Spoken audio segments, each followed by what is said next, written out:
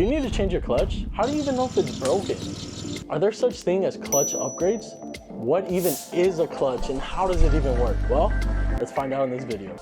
So let's start with the first question. Do you ever need to change your clutch? Well, on some occasions, yes, you do. One, it goes out. It's not gonna shift anymore. Listen to that chattering.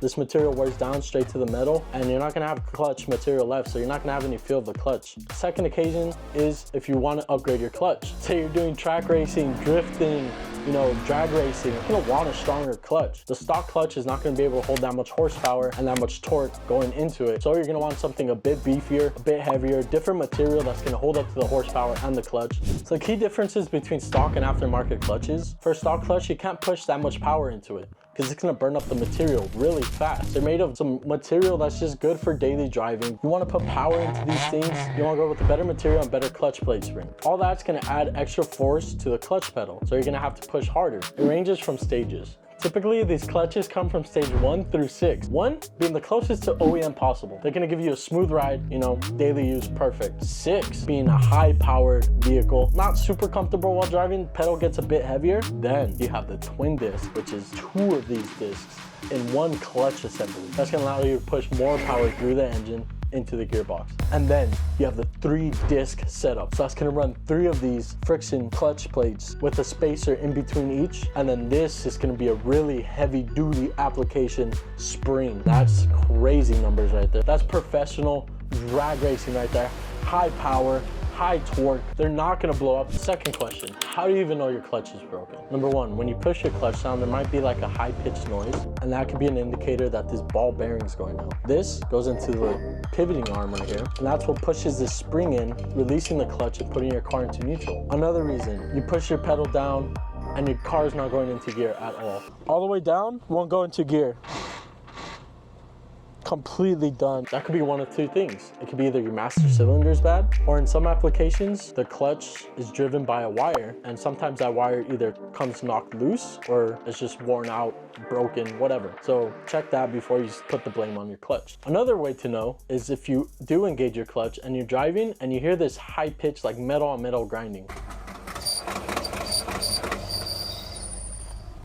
That usually means this pad right here has worn down completely and now it's just metal on metal on metal, and that can be really bad. You don't want catastrophic failure in that area because it could cause a whole lot more problems. So the reason why you guys are here and the reason why I'm doing this video is because we want to know what a clutch is and how it even works, and how does it allow you to drive smoothly while changing gears.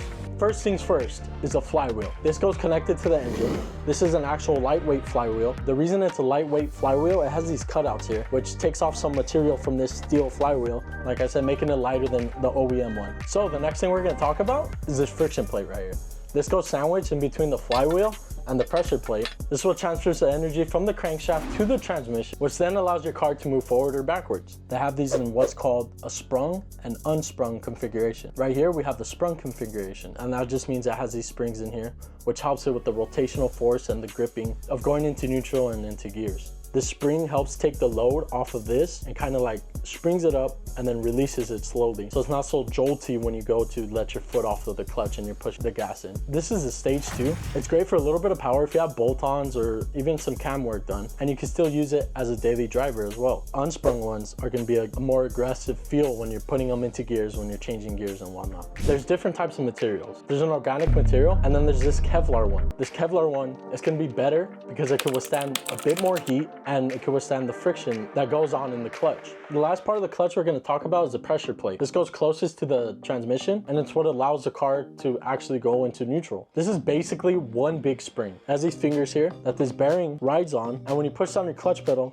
it's going to press these springs down and it's going to lift this plate up. That allows you to either switch gears or downshift, whatever it may be. And then once you're slowly releasing it, this is going to slowly come off of these springs. And then that allows the plate in the back to go ahead and sandwich the friction plate again, which then connects to the flywheel. And that's going to allow the transfer of energy to your transmission.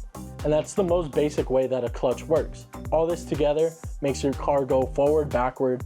And then you have your little odds and ends like these bolts. These are ARP bolts. And yes, I get it. ARP is kind of expensive for their bolts, but they focus on making bolts, which allows them to make the best bolts possible. And that allows you to put higher power into your vehicle Check out my other video to see how I install this clutch. Thanks for watching.